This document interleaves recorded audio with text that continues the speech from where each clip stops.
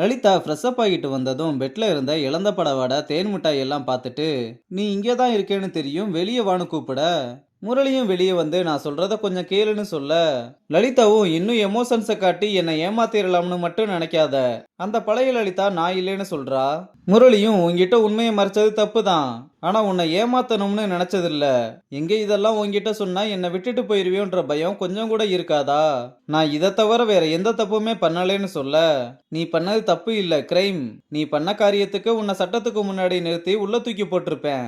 ஆனா அதுக்கப்புறம் ஆட்சிக்கு என்ன ஆகுமோன்ற பயத்துல தான் விட்டு வச்சிருக்கேன். தயவு செஞ்சு என் முன்னாடி நிக்காத, உன்னை பாக்குறதுக்கே எனக்கு அருவருப்பா இருக்குன்னு சொல்லிற.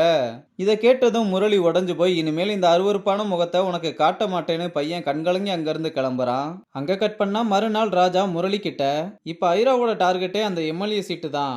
அடுத்து அவன் கட்சி மாநாட்டுக்கு 10,000 போஸ்ட் நடப்போறான்னு பேசிக்கிட்டு இருக்க. முரளி அதை கண்டுக்காம சில மாதிரி நிக்கிறத பார்த்ததும், டேய் என்னடா பண்ணிக்கிட்டு இருக்க, உனக்கும் லலிதாவுக்கும் அப்படி என்னதான் பிரச்சனைன்னு கேட்க, பிரச்சனைலாம் எதுவும் இல்ல, எல்லாம் முடிஞ்சது. அவளுக்கு நான் போலீஸ் இல்லைன்ற உண்மை தெரிஞ்சிருச்சுன்னு சொல்ல, என்னடா சொல்ற, அவளுக்கு எப்படி தெரிஞ்சதுன்னு ராஜா சாக்காகுறான். முரளியும் லலிதா கிட்ட ஸ்டெல்லா பாட்டி எல்லா விஷயத்தையும் சொன்னதையும், அவனும் அப்புறம் எல்லா உண்மையும் தெரிஞ்சதில்லைன்னு உண்மையை ஒத்துக்கிட்டதா சொல்றான். அப்போ உண்மை தெரிஞ்சதும் லலிதா என்ன சொன்னான்னு கேட்க, என்ன பார்க்கவே அருவருப்பா இருக்கு, என் மூஞ்சிலேயே முழிக்காதுன்னு சொல்லிட்டா. எனக்கு என்னமோ நான் ஆரம்பிச்ச இடத்துக்கே திரும்ப போயிருவணும்னு தோணுதுன்னு சொல்ல, டேய் அவ ஏதாவது கோவத்துல பேசியிருப்பா, நான் பேசி பார்க்கறேன்னு சொல்லி லலிதாவோட ஆபீஸுக்கு வர, ராஜாவும் உன்கிட்ட கொஞ்சம் தனியா பேசணும்னு சொன்னதும், அப்ப கௌதம் பேக்ல இருந்து வேலட்டை எடுத்துக்கிறேன்னு சொல்லி அவனோட மொபைல் எடுத்து ரெக்கார்டை போட்டு அங்க வச்சுட்டு கிளம்புறான். இது எதுவுமே தெரியாம ராஜாவும், நீ நினைக்கிற மாதிரி முரளி மேல எந்த தப்புமே இல்ல, அவனை டிபார்ட்மெண்ட்டுக்குள்ள கொண்டு வர ஃபேக் சர்டிபிகேட்லாம் சப்மிட் பண்ணி உள்ள கூப்பிட்டு வந்ததே நான் தான். நீங்க அவன் மேல கோவப்படுறதுக்கு இதுல எந்த காரணமுமே இல்லைன்னு சொல்ல, இதை விட பெரிய காரணம் என்ன வேணும், அவன் ஒரு சீட்டர், ஃப்ராடு, கிரிமினல்னு சொல்றா.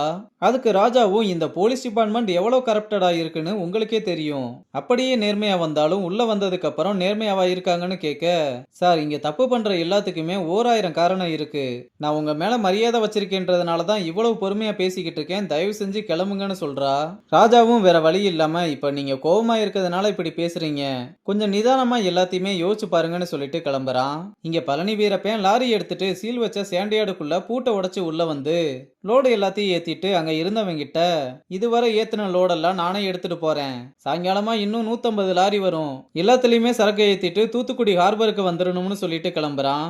இங்க ராஜா ஸ்டேஷனுக்கு வந்து லலிதாக்குள்ள இப்படி ஒரு முகம் இருக்கும்னு நான் நினைக்கவே இல்லைன்னு சொல்ல, எல்லாரும் எப்பவும் ஒரே மாதிரி இருக்க மாட்டாங்க, இங்க யாருக்குமே ஒரு முகன்றது இல்லைன்னு முரளி சொல்றான். அவ அடுத்து என்ன யோசிப்பா, ஒருவேளை லலிதா மட்டும் இதை வெளியே சொல்லிட்டா எல்லாருக்குமே பிரச்சனை தான்னு சொல்ல, அவ அப்படியெல்லாம் எதுவுமே பண்ண மாட்டா, ஆனா என்ன பிரச்சனை வந்தாலும் உங்க பேர் வெளியே வராதுன்னு சொன்னதும், டே முட்டா பயலே, என்ன பாத்துக்க எனக்கு தெரியும், நான் உன்னை பத்தி தான் யோசிக்கிறேன்னு சொல்றான். அதுக்கு முரளியும், என் வாழ்க்கை என்னைக்கு சார் நல்லா இருந்துச்சு, எனக்காக உண்மையா யோசிக்க 2 மனுஷங்களை சம்பாதிச்சதே போதும், நான் இதுக்கப்புறம் ஜெயிலுக்கே போனாலும் பரவாயில்லைன்னு சொல்ல, டே ஏன்டா இப்ப ஓவரா வயலின் வாசிக்கிற, எதுனாலும் பாத்துக்கலாம்னு ராஜாவும் சொல்றான். அப்ப கவிஞன் வேகமா ஓடி வந்து பழனி வீரப்பன் சீல் வச்சிருந்த இடத்துல இருந்து மண்ணெல்லாம் லாரியில ஏத்திட்டு போறான்னு சொன்னதும் 2 பேருமே அங்க இருந்து வேகமா கிளம்புறாங்க. இங்க கமிஷனர் பாட்டிக்கு கால் பண்ணி, லலிதாவுக்கு ஒரு பெரிய இடம் வந்திருக்கு, நீங்க அவகிட்ட வேகமா பேசிட்டு பதில சொல்லுங்கன்னு சொல்ல, அவளுக்கு அதுல இன்ட்ரெஸ்ட் இல்ல, விட்டுறலாமேன்னு சொன்னா, இதை விட ஒரு நல்ல இடம் கிடைக்காது, கல்யாணம்னு ஒண்ணு பண்ணா நம்ம ஸ்டேட்டஸ்க்கு ஒரு படி மேலதான் இருக்கணும், அவகிட்ட பேசி எப்படியாவது சம்மதிக்க வைங்கன்னு சொல்றான்.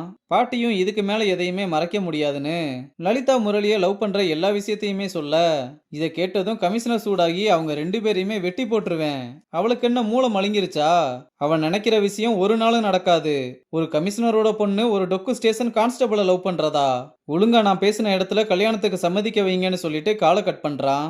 அங்க கட் பண்ணா கௌதம் தனியா ஒரு இடத்துக்கு வந்து மொபைல்ல ரெக்கார்ட் பண்ண எல்லா விஷயத்தையும் கேட்டு ரொம்ப ஆனந்தமா அங்க இருந்து கிளம்புறதோட இந்த எபிசோட முடிச்சிருக்காங்க.